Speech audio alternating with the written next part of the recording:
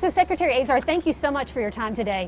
Tell me what you've seen since you've been here in Jacksonville and how our city is helping in the fight against COVID-19. Well, thanks for having me. I'm just delighted to be here in Jacksonville to really be part of reopening this country. And I was able to be with Governor DeSantis this morning at the Dolphin Point Nursing Home, which is taking care of seniors who have COVID or are recovering from having had COVID. I was able to go to the Mayo Clinic and see how they're working to keep their own employees safe as well as their patients safe as they reopen for elective procedures and bringing care to people. And then I've just been here at Bernhardt Labs, where I've been able to see how they're actually assisting with doing COVID testing at their labs by putting together the things like swabs, actual 3D printing swabs and transport medium so that we can maximize the number of tests that are being done in this country. And I'm soon to be headed over to Jaguar Stadium, where I'm going to get to see the drive-through testing facilities. And so what are you going to take back with you to Washington? Oh, I'm going to take back so much. First, I'm going to take back that there's a real spirit of optimism in this country. People get it, that thanks to President Trump's response and the work with Governor DeSantis, the conditions are there for us to get our country back to work and back to school and back to church. We can do so safely. You know, all too often people are describing this as health versus the economy. I don't see it that way. I see it as health versus health. I was able to see at Mayo Clinic, you know, people aren't getting cancer screenings. I was able to see here, they do a lot of women's health cancer screenings here at Bernhardt Labs. They're not getting screenings. Hundreds of thousands of cases of cancer are not getting diagnosed and treated in a timely manner. Kids aren't getting their pediatric vaccines they need to get. Cardiac patients aren't getting the interventions and treatments that they need. There are real health consequences to having the economy shut down and people being at home, and that has to be balanced against the risk of disease spread. And that's what the president and I and Governor DeSantis are focused on. And so a lot of people talking about the COVID-19 vaccine. Mm-hmm. When can we expect COVID-19 vaccine to hit the market for Americans to take? And will it be mandatory? So this is science. There are no guarantees in the development of a drug, but President Trump said the timelines the drug companies were giving us are just not acceptable. And he said, we're going to put the entire weight of the U.S. government behind this. The same country that could send a man to the moon and bring him back safely to Earth within the decade can get a vaccine developed and be able to produce enough of it to have 300 million doses by the beginning of this coming year. And so that's what we're doing. The Department of Defense and HHS are working across the whole of government and the private sector, and we're going to reduce inefficiency in the development of our vaccines, and we're also going to start manufacturing those vaccines even before we've been able to determine if they're safe and effective and will be able to get approved by the FDA. Anything we use will be safe and effective, but we'll produce that so that we've got it on hand to start administering vaccine as soon as the FDA approves, hopefully multiple vaccine candidates. So by January, you expect? That is our goal. It's a goal. You know, you fail to achieve 100% of the goals you do not set. But it's science. There are no guarantees. We need to be very careful about that. But we can be reopening our economy and getting back to our lives without a vaccine. We've got a multi-factored approach to this. We've got surveillance systems. We have testing, as we have here today. We have containment approaches. We have health system resilience. We'll have therapeutics and vaccines. And it's not dependent on any one. It's that multi-factor approach that enable us to get back to life in a safe way with appropriate precautions. And will the vaccine be mandatory? Well, that'll be something for state and local officials to determine. Let's get a vaccine first. Let's see its safety and efficacy profile, and we can worry about that if we get there. We should be so lucky as to have to face those questions. Do you hope that it is mandatory? Would you advise that? My goal right now is to get 300 million doses of vaccine for the American people as soon as humanly possible. Okay, today Florida Governor Ron DeSantis announced that all restrictions on youth activities are being lifted. That leads a lot of parents to wonder, what is it going to look like for kids in the fall? What can we expect as kids? Do you believe that they'll be back in the classroom in the fall, and what will that look like? I hope and believe that to be the case, but we'll have to see what the science and evidence show us over the course of the summer in terms of disease progression. You know, for any parent, they need to assess their own child's vulnerability, their own health condition, as well as the circumstances they'll be placed in, as well as the disease progression in the community. That's why President Trump is really relying on our great governors like Governor DeSantis and our local leaders to make those calls in the first instance. They know what's going on in Jacksonville more than we would ever know from Washington or Atlanta what's going on. They can make those assessments. These are locally led responses, state supervised, federally supported. We're here to support governors and local leaders in those choices, but I certainly hope that we're going to be able to get back to school, have our kids. I want my kids back in school, and I think it ought to be doable, but we'll have to see where the evidence takes us. So decisions like whether kids would be required to wear masks would come at the local level? That would be very much at a local level, and our perspective, we at the parent level also. Okay. We heard President Trump this week say that while many experts are predicting a second wave of the coronavirus, he does not want to see the country shut down again.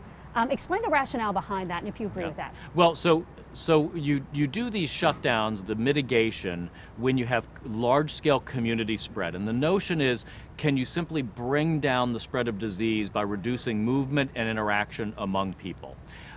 The hope is that we now have the tools, surveillance, testing, containment, health system resilience and supplies, therapeutics and vaccines that we'll be working on bringing, that the assembly of that allows us to be more in a localized containment mode. So might you have communities that have an outbreak and need to take more aggressive steps?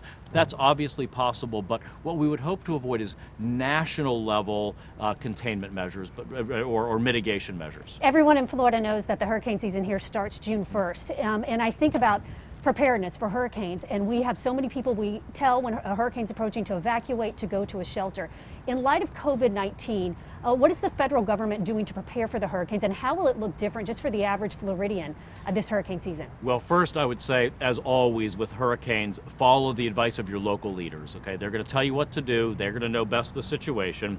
And our great teams at FEMA will be working with the officials here in Florida on plans for sheltering in the event that people have to be relocated so that they can be protected appropriately in shelters. It's a great question, and they'll be focused on how do we do that to maintain some social distance and help people that have to evacuate. So here in Florida, we've had more than 47,000 Floridians test positive for COVID-19. We've had 2,100 who have died.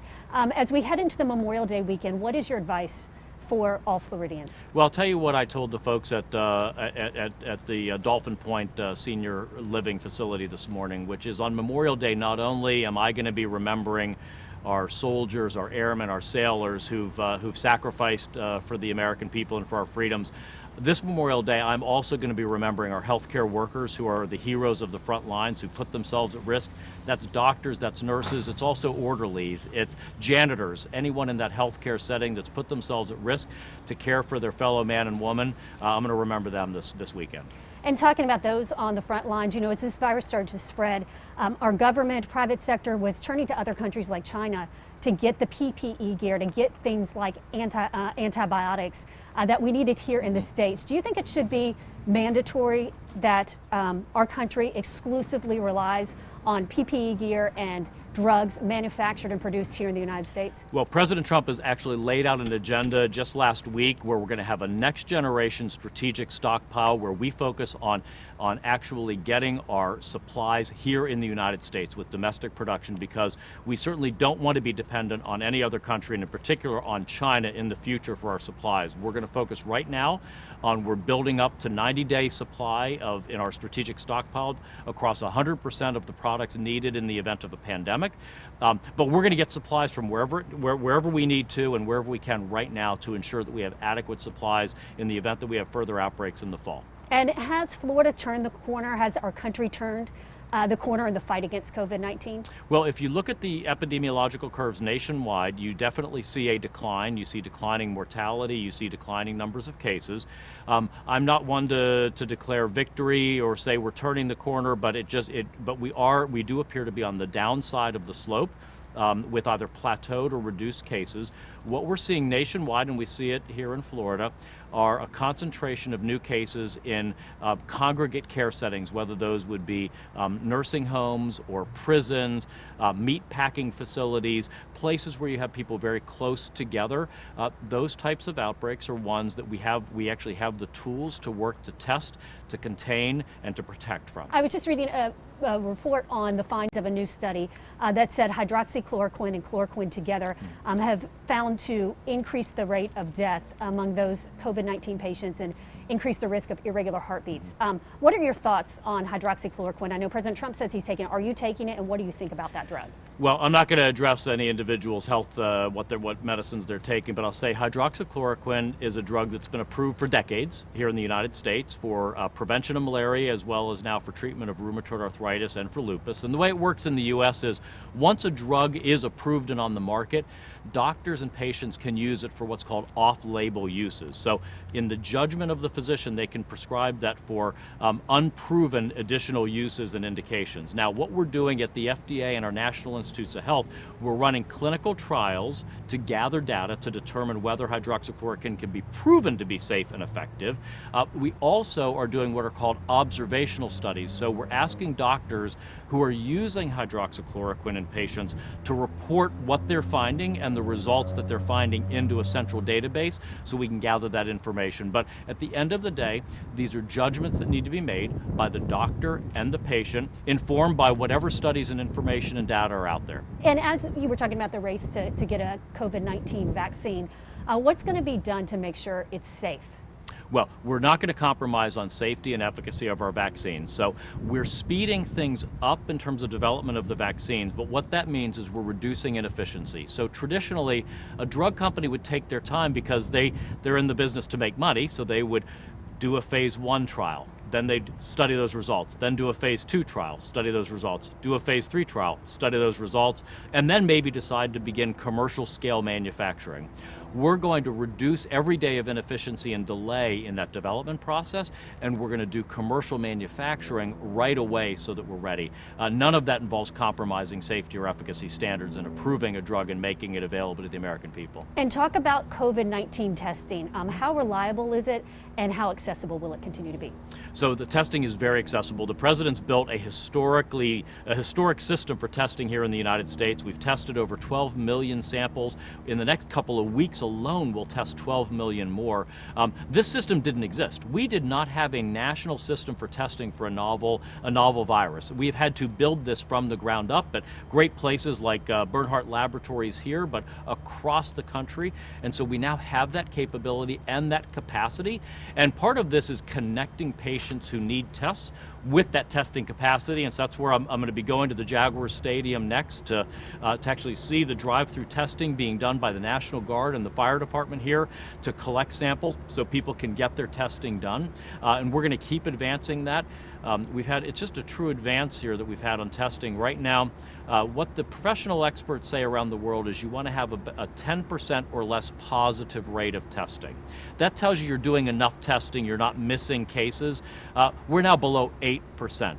And you want to be testing adequate numbers of people. Here in the Jacksonville metro area, we're already testing 2.6% of the population is being tested, and for that phase 1, we've been looking to 2%. So we're making really good progress with testing in an unprecedented situation. And one more quick question. Theme parks are a big part of Florida, and now several of the theme parks in the Orlando area want to reopen in the next few weeks. What are your thoughts on that? Is it safe for a theme park, which historically is a mass gathering of people, to be up and operating? Well, again, you want to take appropriate precautions. So it's always in the circumstances. So how is the disease progressing in the community or in the area? But also taking appropriate precautions from individuals. Now, each of us needs to assess our situation and the situation of those we live with. So are we particularly vulnerable for severe risk of COVID virus, or do we live with people? That may have us make different choices, but for others it might be perfectly safe to be in that type of environment, and for the theme parks to, for instance, control the number of people admitted, say, to ensure that there's adequate spacing, and to do like I was at a restaurant today here in Jacksonville.